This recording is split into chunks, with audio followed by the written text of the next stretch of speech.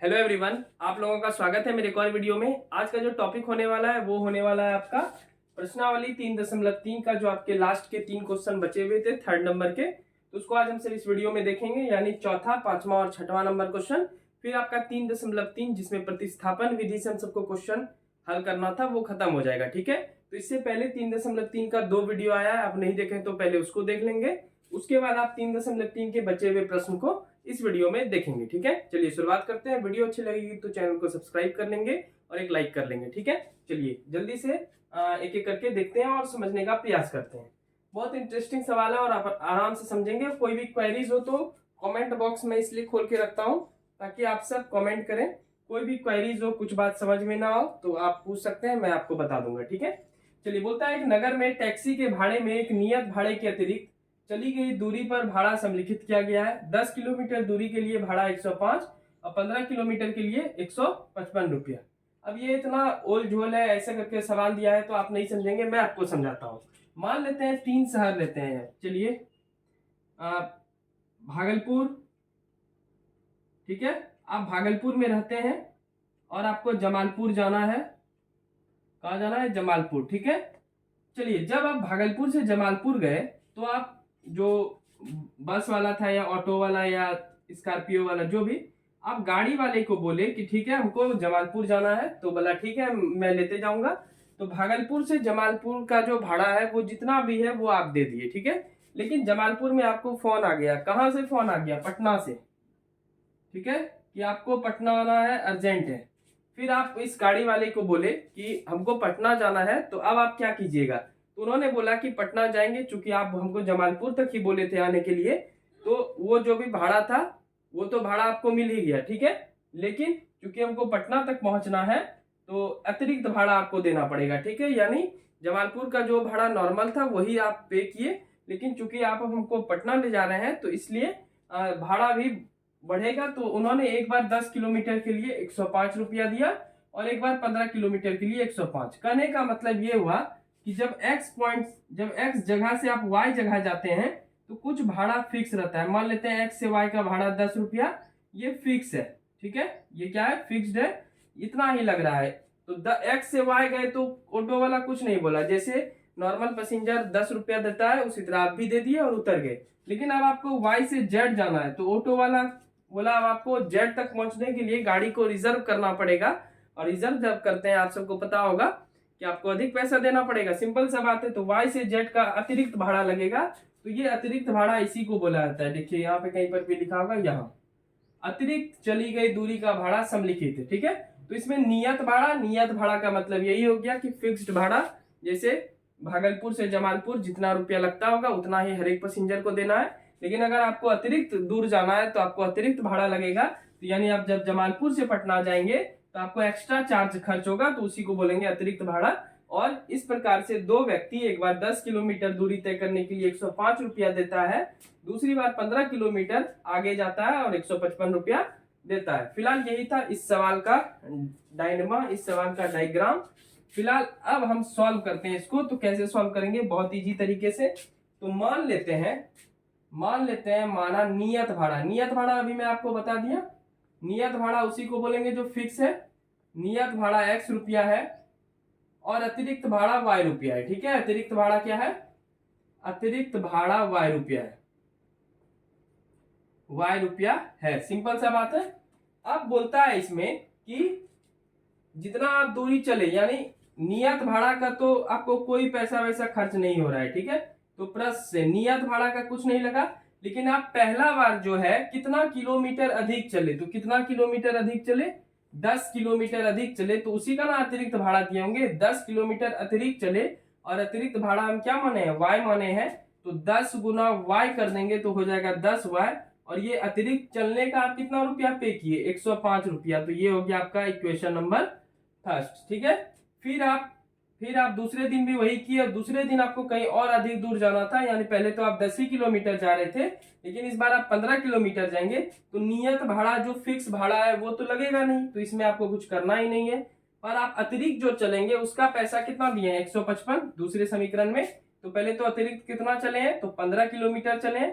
तो 15 गुना y करेंगे तो 15y हो जाएगा और बराबर हो जाएगा 155 रुपया आप पे किए हैं। अब आपको समीकरण 1 और 2 प्राप्त हो गया।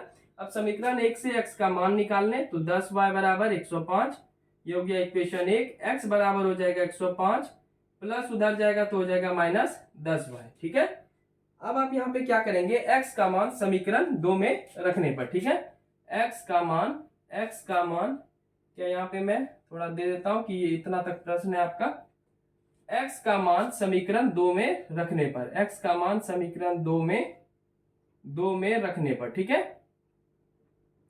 तो हमारा समीकरण 2 क्या है, x प्लस 15y बराबर 155, तो आप लिखेंगे x प्लस 15y बराबर 155, ये इक्वेशन 2 है आपका। और x का वैल्यू कितना है, 105 माइनस 10y, जो समीकरण 1 से आया था, तो x के जगह पे बैठा देंगे 105 माइनस 10y प्लस 15y बराबर 155, ठीक है। 15y में 10y चले जाएगा, चूंकि 10 छोटा है और 15 बड़ा होता है, तो 15 का साइन चूंकि प्लस है, तो 15y में 10y गया तो 5y बराबर 155 और प्लस 105 उधर जाएगा तो क्या हो जाएगा, माइनस 105। 5y बराबर हो जाएगा आपका 50, तो y बराबर हो गया 50/5। 5 से जब ये कटाएंगे तो ये 10 होगा, तो y का वैल्यू कितना हो गया, 10। ठीक है, अब हमको x का वैल्यू निकालना है, तो x यहाँ है, x क्या लिखे, x बराबर 105 माइनस 10y। आपको पता होगा अभी y का वैल्यू कितना निकाले, 10 निकाले, तो 105 10 गुना 10 करेंगे 100, तो बराबर हो जाएगा 5 रुपया। तो 5 रुपया था नियत भाड़ा, और जैसे जैसे आप किलोमीटर बढ़ते जाएंगे आपको 10 रुपया पे करना है। ठीक है, आपसे पूछ रहा है एक व्यक्ति को 25 किलोमीटर यात्रा तय करने में कितना भाड़ा लगेगा, तो 25 किलोमीटर में कैसे निकालेंगे, तो x प्लस 25y बराबर कितना, ठीक है, यही पूछ रहा है। तो x का वैल्यू कितना है, 5 है, y का वैल्यू कितना है, अतिरिक्त भाड़ा वो कितना देगा, 25 किलोमीटर के लिए जा रहा है, पूछ रहा है कितना रुपया लगेगा, तो 25, y के जगह आप 10 बैठा दें, पहले गुना का क्रिया करेंगे 250 और 250 और 5 जोड़ेंगे तो 255 रुपया, यही हो जाएगा आपका आंसर। ये था तीसरा का चौथा, जल्दी से नोट डाउन कीजिए। हम अब पांचवा सवाल लिखते हैं और फिर छठा बचेगा, फिर समाप्त हो जाएगा। ठीक है, चलिए तीसरा का पांचवा सवाल है, प्रश्नावली 3.3 का, पढ़ते हैं इसको। यदि किसी भिन्न के अंश और हर दोनों में 2 जोड़ दिया जाए तो वह 9/11 हो जाता है। अंश और हर दोनों में 3 जोड़ दिया जाए तो वो 5/6 हो जाता है। भिन्न ज्ञात कीजिए। ठीक है, तो चलिए भिन्न ज्ञात करते हैं, और कैसे ज्ञात करेंगे ये भी मैं आपको बताऊंगा। फिलहाल भिन्न क्या होता है, तो अंश बटे हर बराबर भिन्न होता है। भिन्न का मतलब क्या होता है, अंश बटे हर, अंश बटे हर। तो जैसे कि 8/9 लिख दिए, तो ये ऊपर वाला क्या कहलाएगा, ऊपर वाला अंश कहलाएगा और नीचे वाला हर कहलाएगा। सिंपल सा बात है। तो दो चीज हम सब मान लेते हैं। सबसे पहले क्या मान लेंगे, मान लेते हैं माना अंश x है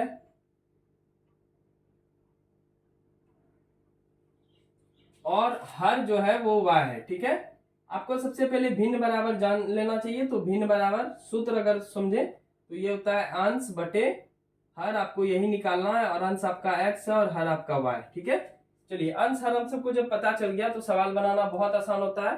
सिंपल सा लाइन बोलेगा, उसी को मैं उतार दूंगा। ठीक है, प्रश्न से बोलता है किसी भिन्न के अंश और हर में दोनों में 2 जोड़ दिया जाए। जैसे बोला 2 जोड़ने, तो आपका अंश x है, इसमें 2 जोड़ दें, y हर है तो y में भी 2 जोड़ दें। जैसे ही आप 2 जोड़ देंगे तो आपका जो भिन्न है वो हो जाएगा 9/11। ठीक है, तो आप ये 9/11 लिख लें, ये इक्वेशन 1 हो जाएगा। पहले इसको हम सॉल्व ही कर लेते हैं, फिर इक्वेशन 2 में बढ़ेंगे। तो कोना कोनी गुना कर लीजिए, 11 गुना x करेंगे तो आपका हो जाएगा 11x, 11 गुना 2 होगा 22, 9 गुना y करेंगे हो जाएगा 9y, 9 गुना 2 करेंगे तो हो जाएगा 18, 11x प्लस 9y इधर आएगा, क्या हो जाएगा -9y, प्लस 22 उधर जाएगा, क्या हो जाएगा -22। 11x माइनस 9y बराबर, क्योंकि 22 बड़ा है तो 22 का साइन क्या है, माइनस, और माइनस प्लस क्या होता है, माइनस, यानी 22 में 18 आप घटाएंगे तो हो जाएगा 4। तो ये हो गया आपका समीकरण 1। ठीक है, समीकरण 1 हो गया। अब समीकरण 1 से या तो x का मान निकाल लीजिए या आगे बढ़ जाते हैं। ठीक है, तो पहले अभी एक और समीकरण निकाल लेंगे, फिर आगे सॉल्व करेंगे। यहां तक लाइन खत्म हो गया, अब आगे बढ़ते हैं। यदि अंश और हर दोनों में 3 जोड़ दिया जाए, कितना, 3 जोड़ दिया जाए, तो फिर से अंश लेंगे x में इस बार क्या जोड़ेंगे 3, y में क्या जोड़ेंगे, अंश और हर दोनों में बोल रहा है 3 जोड़ दें, तो y में भी 3 जोड़ेंगे तब बोलता है भिन्न हो जाएगा आपका ये 5/6। क्या हो जाएगा 5/6। फिर कोना कोनी गुना कीजिए तो उससे हमको समीकरण 2 मिल जाएगा। तो 6 गुना x करेंगे तो आपका 6x होगा, 6 गुना 3 करेंगे 18 होगा, 5 गुना y करेंगे 5y होगा, और 5 गुना 3 करेंगे 15 होगा। ठीक है, आगे बढ़ते हैं। 6x प्लस 5y इधर आया -5y, प्लस 18 उधर गया -18, 6x माइनस 5y बराबर -3। ये हो गया समीकरण नंबर 2। अब समीकरण 1 से आप x का मान निकाल लीजिए। तो ये रहा हमारा समीकरण 1, क्या है 11x माइनस 9y बराबर -4। ये 1 है, इससे x निकालते हैं कैसे। तो 11x बराबर -4, -9y उस साइड जाएगा तो हो जाएगा आपका +9y, x बराबर हो जाएगा -4 प्लस 9y। चूंकि ये गुना में है तो इस साइड आके हो जाएगा आपका भाग। ठीक है, तो x बराबर हो जाएगा -4 प्लस 9y और बटे 11। ठीक है, अब x का मान हम सब कौन से इक्वेशन में बैठाएंगे, समीकरण 2 में। ठीक है, तो चलिए बैठाते हैं x का मान समीकरण 2 में रखने पर। ठीक है, तो हमारा समीकरण 2 क्या आया था 6x माइनस 5y बराबर -3। ये हो गया आपका समीकरण नंबर 2। ठीक है, x का वैल्यू देख लीजिए -4 प्लस 9y, अब बाय 11 तो 6 गुना यहाँ पे लिख देंगे -4 plus 9y bye 11 minus 5y बराबर -3। चलिए, अब मैं इसमें आपको क्या सिखाया हूं कि ऊपर ऊपर आप गुना करेंगे, ऊपर ऊपर गुना कर दें, माइनस प्लस हो जाएगा माइनस, 6 गुना 4 करेंगे हो जाएगा 24, 9 गुना 6 करेंगे हो जाएगा 54। आगे बढ़ते हैं, देखिए माइनस और प्लस हो जाएगा आपका माइनस। इस 11 से इन दोनों को गुना करेंगे क्योंकि इन दोनों के पास 11 नहीं है। ठीक है, तो 11 गुना 5 हो जाएगा 55y।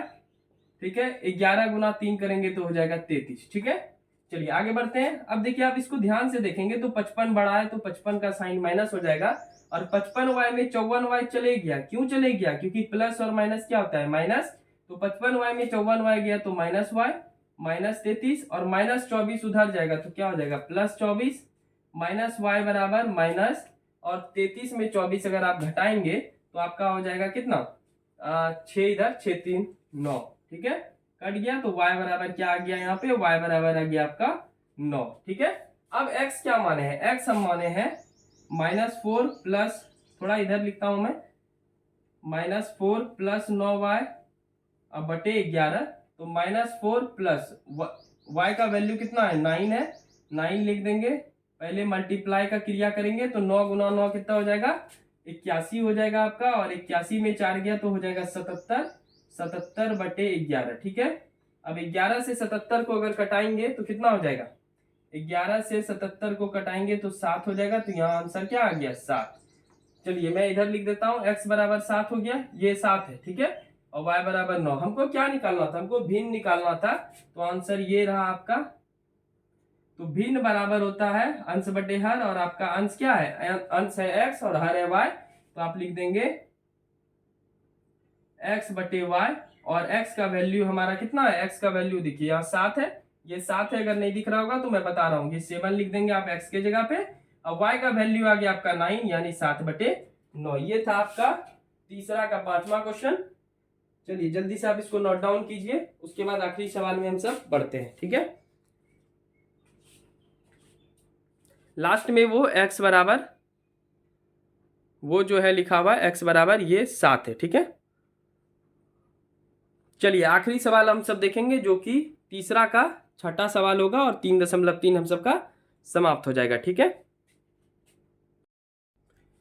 चलिए तीसरा का छठवां सवाल और 3.3 का आखिरी सवाल क्या बोलता है, 5 वर्ष बाद जेकब की आयु उसके पुत्र की आयु से तिगुनी थी। ठीक है, तिगुनी हो जाएगी। 5 वर्ष पूर्व जेकब की आयु और उसके पुत्र की आयु की 7 गुनी थी। ठीक है, अब ये देख लेते हैं, बहुत आसानी से समझेंगे। पहले तो देखिए जो भी ये लैंग्वेज वाला सवाल होता है उसको आप 2-3 बार पढ़ेंगे। ठीक है, 2-3 बार पढ़ने से, मतलब एक बार कुछ भी पढ़ के तब फिर तो और कुछ समझ में नहीं आएगा। ठीक है, 2-3 बार कम से कम पढ़ें, उसके बाद आप बनाने का कोशिश करेंगे तो काफी हद तक उस ट्रैक पे आ जाएंगे और आप बना भी लेंगे। ठीक है, देखिए क्या बोलता है, 5 वर्ष बाद, पहले बाद और पूर्व जानने से पहले हम सबको वर्तमान आयु जानना पड़ेगा। ठीक है, जो कि हम सबको खुद निकालना है। तो मान लेते हैं, माना जेकब की माना जेकब की वर्तमान आयु, वर्तमान मतलब अभी का आयु होता है, ठीक है, मतलब जो भी चल रहा है, तो वर्तमान आयु x वर्ष है, x वर्ष है, और उसके पुत्र का आयु कितना है, तो पुत्र का वर्तमान आयु y वर्ष है। क्या है, y वर्ष है। चलिए, जेकब का वर्तमान आयु x वर्ष, पुत्र का वर्तमान आयु y वर्ष है। आगे बढ़ते हैं। अब देखिए 5 वर्ष बाद, तो सबसे पहले तो 5 वर्ष बाद आप लिख दें, ठीक है। पश्चात भी कहीं लिखा रहता है, पश्चात मतलब बाद ही होता है। 5 वर्ष बाद जेकब की आयु और पुत्र की आयु में क्या होगा बताएंगे। तो हम, मेरा उम्र जितना भी है अभी फिलहाल वर्तमान में 26 साल है, तो 5 साल बाद हमारा उम्र कितना होगा, तो 26 और 5 31 साल हो जाएगा, ठीक है। तो 5 साल बढ़ जाएगा, तो इसके अकॉर्डिंग तो आप ये समझ लें कि जेकब की वर्तमान आयु x वर्ष है, तो x 5 वर्ष बाद क्या होगा, 5 वर्ष बाद जेकब भी बढ़ेगा, क्या उसका पुत्र छोटा ही रह जाएगा, मतलब आप देखें पिता बढ़ेगा और पुत्र उतना ही रह जाएगा, नहीं ना, पुत्र भी बढ़ेगा, तो पुत्र भी बढ़ेगा, कितना वर्ष बढ़ेगा, 5 वर्ष। तो अब इंटरेस्टिंग बात ये बोल रहा है कि 5 वर्ष बाद जेकब की आयु उसके पुत्र की आयु की कितनी गुनी है, तो 3 गुनी है, तो इसको 3 से गुना कर देंगे, पुत्र में 3 से गुना करेंगे क्योंकि ये छोटा पड़ जाएगा, ठीक है, और ये बड़ा। चलिए पहले इससे एक समीकरण निकाल लेते हैं। तो 3 गुना y करेंगे 3y, प्लस 3 गुना 5 करेंगे आपका 15 होगा, प्लस इधर आएगा तो माइनस 3y बराबर 15, प्लस 5 उधर गया -5, x माइनस 3y बराबर 15 में 5 गया आपका 10। ये हो गया समीकरण 1। यहाँ पे समीकरण 1 से आप x का मान भी निकाल सकते हैं, तो x बराबर 10, माइनस 3y उधर गया, क्या हो जाएगा, प्लस 3y, तो x का वैल्यू निकल गया x प्लस 3y। अब क्या बोलता है दूसरे लाइन में, अगर आप आएंगे तो 5 वर्ष पूर्व, 1 मिनट रुकिएगा, 5 वर्ष पूर्व ही है, हाँ 5 वर्ष पूर्व ही है, तो 5 वर्ष पूर्व जेकब की आयु उसके पुत्र की आयु की 7 गुनी है। अब 5 वर्ष पहले हमारा आयु क्या होगा, तो कैसे आप निकालेंगे, तो अभी हमारा वर्तमान आयु 26, तो 5 वर्ष पहले 21 साल होगा, ठीक है, यानी माइनस कर दिए। तो 5 वर्ष पूर्व जेकब का आयु जो x वर्ष है वो 5 साल पहले कम होगा, और पुत्र का भी आयु 5 साल कम होगा। जब ये कम था तब कितना गुना था, तब ये 7 गुना था, तो पुत्र के साइड आप 7 से गुना कर देंगे, ठीक है, पुत्र के साइड क्या कर देंगे, 7 से गुना। चलिए गुना करते हैं, x माइनस 5 तो हो ही जाएगा, 7 गुना y हो गया 7y, 7 पचे हो गया 35, x प्लस 7 इधर आया क्या हो जाएगा -7, माइनस 35, माइनस 5 उधर गया क्या हो जाएगा +5, x माइनस 7y बराबर माइनस प्लस हो गया माइनस, चूंकि 35 बड़ा है तो 35 का साइन माइनस, 35 में 5 गया हो जाएगा आपका 30। ये हो जाएगा समीकरण नंबर 2। x का मान पहले ही आप निकाल चुके हैं, तो डायरेक्ट लिखेंगे x का मान समीकरण 2 में रखने पर, ठीक है, तो 2 में रखने पर, तो x माइनस